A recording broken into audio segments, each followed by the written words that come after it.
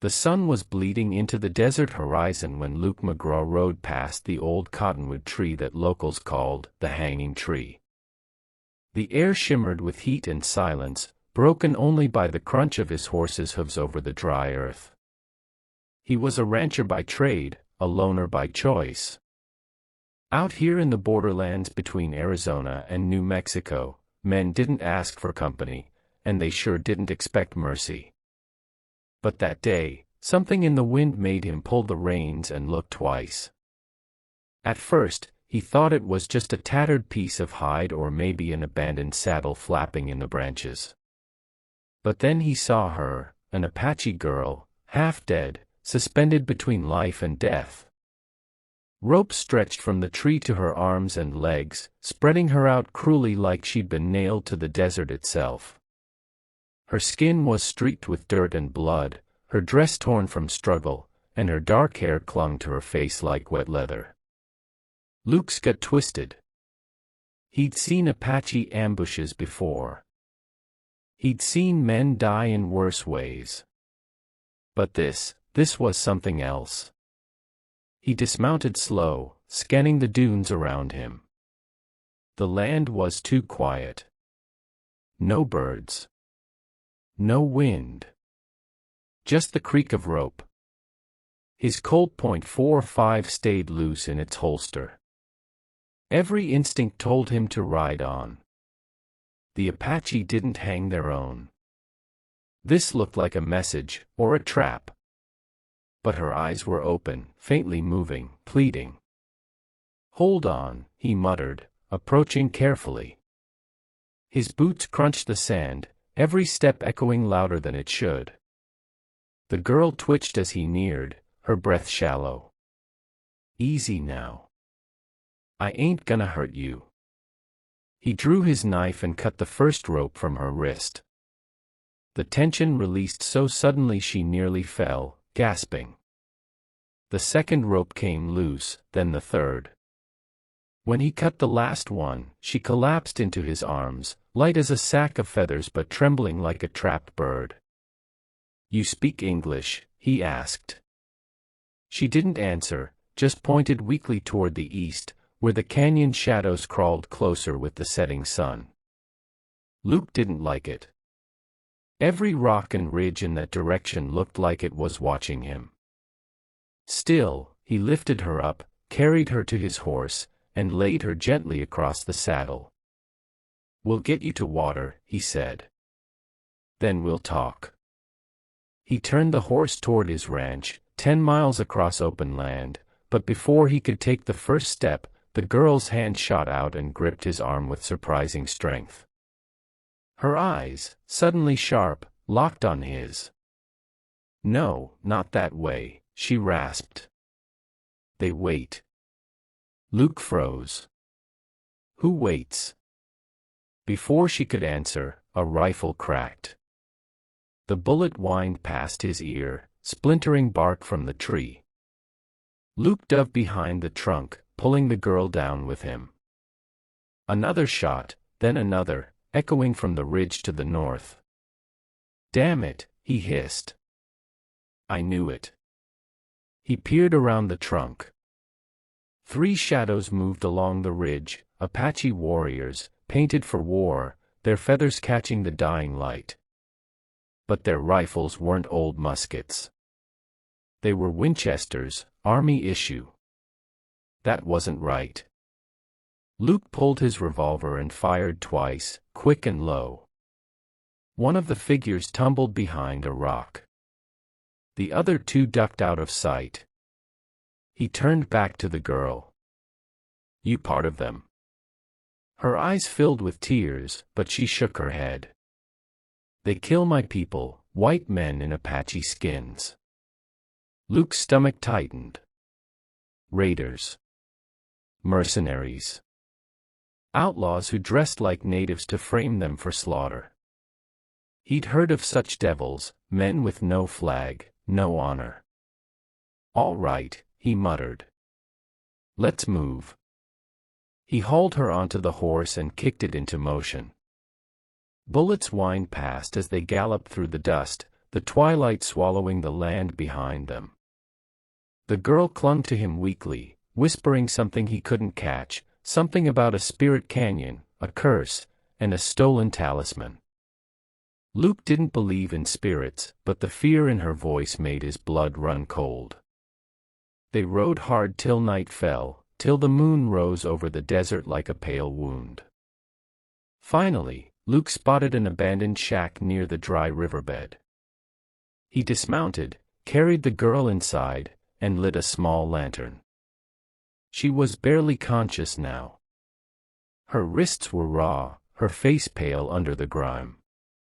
Luke poured her a tin of water and she drank like she hadn't seen it in days.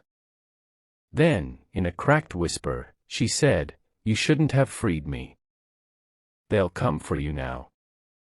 Luke leaned back, exhaling slowly. "Lady, they'll have to ride through hell to find me."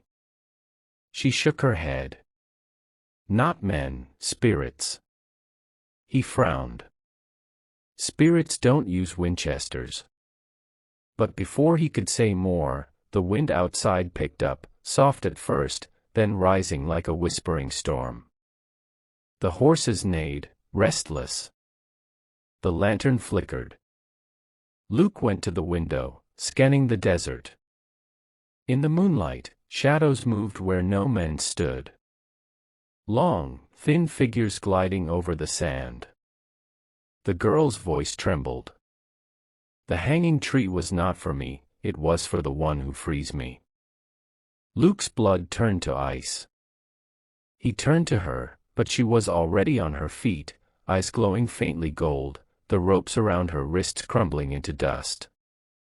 Outside, the wind screamed like 1,000 dying souls. Luke grabbed his gun, heart pounding. The desert night had come alive. And for the first time in years, the lone rancher felt fear claw at his throat. He realized. Then, the trap wasn't to kill him. It was to wake something ancient. The desert was breathing again, slow, heavy, and wrong. Luke stood at the shack's window, his hand tight around his revolver, staring into the silver glow of the moonlit sand. Shadows moved where there was no wind. They didn't walk, they floated, silent as smoke, their shapes stretching long and thin like the ghosts of burned men. He could feel the air getting colder, the kind of cold that crawled under your skin and whispered of graves. Behind him, the Apache girl stood, her face half lit by the flickering lantern. The ropes that had bound her were gone, turned to black dust scattered across the floor. Her wounds were gone too. Only her eyes remained the same, dark, endless, and ancient. Luke finally spoke, his voice low and wary. "What are you?" She didn't answer right away. Instead, she stepped forward and touched the edge of the lantern's light. "Once," she said softly, "I was Kanaya, daughter of the Chiricahua chief. We were betrayed by white soldiers who came with false flags of peace. They killed my people, burned our land, and hung me here, under that tree, as a warning. But I did not die." Her eyes lifted to him, glowing faintly. "Something else found me first." Luke took a step back, jaw tightening. "You're saying you ain't human?"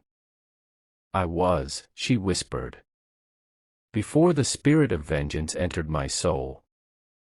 I waited for someone to set me free, someone with a good heart.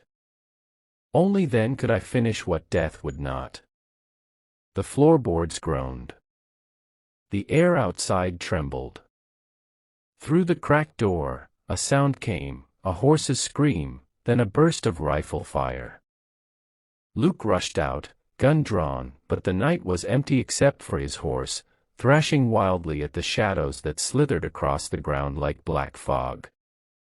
He fired once.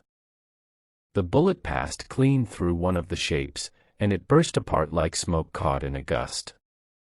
But when he turned back, the girl was standing in the doorway, the desert wind whipping her hair across her face, her arms raised toward the sky. A voice not her own came from her lips, deep, echoing, in a tongue Luke didn't understand. The ground trembled. From the distant hills came screams, not human ones, but the kind that make a man forget to breathe. The ghosts were answering her call. "Stop!" Luke shouted, running toward her. "You'll bring the whole damn desert down on us." Her head turned slowly. "You freed me, rancher. Now you must finish what was started." She stepped closer. "They'll come for you, those who wear Apache paint but spill innocent blood. Tonight, they die under the same tree that birthed this curse." Luke didn't know if she meant the raiders or him. But when he looked to the horizon, he saw torchlights flickering, half a dozen riders, the same men who had ambushed him earlier. Raiders. Outlaws. Dressed in Apache war paint, carrying stolen rifles. They were coming fast. He loaded his gun, jaw clenched. "All right, spirit or woman, we end this together." The girl's face softened for a moment, like a flicker of the person she used to be. "Then ride with me," she said. "Once." Luke mounted his horse, pulling her up behind him. The air shimmered as they galloped toward the hanging tree. The moon was high now, pale and merciless. As they neared the tree, the raiders rode in from the ridge, laughing, firing wild shots. Luke fired back, hitting one clean through the chest. Another charged him, and Luke's horse reared, knocking the men aside. But then the wind howled, a sound so fierce it drowned the gunfire. The tree itself began to shake, its roots glowing faintly beneath the sand. The girl slid off the horse and stood before it, her hands raised high. The raiders froze as ghostly figures emerged from the darkness, the spirits of the slain Apache, their eyes burning with vengeance. The air filled with cries of terror as the ghosts swarmed the men, their torches snuffed out, their screams echoing through the valley. Luke turned away, shielding his face from the blinding light. When he looked back, the raiders were gone, nothing left but their guns and shadows burned into the ground. The tree stood silent again, its branches still swaying as if mourning the dead. The girl lay beneath it, her eyes closed, peaceful at last. The curse had done its work. Luke knelt beside her, brushing the dust from her cheek. For the first time, he saw her as she must have been long ago, a woman wronged by both sides, a soul trapped between justice and damnation. As the first light of dawn touched the desert, Luke stood and tipped his hat. "Rest easy now, Kanaya," he whispered. "Ain't no Hanjin tree gonna take your name again." He rode away without looking back. The wind followed him softly, like a sigh of thanks. But as he crested the ridge, he glanced once more toward the valley. The hanging tree stood silent and still, yet for just a heartbeat, he thought he saw a figure there, watching him go. A woman in buckskin, hair flowing in the morning light, eyes glowing gold. Then she was gone. Luke never spoke of that night again. But the locals say that if you ride past the old cottonwood after sundown, you'll see a light swinging from its branches, and the wind will whisper a single word, "free."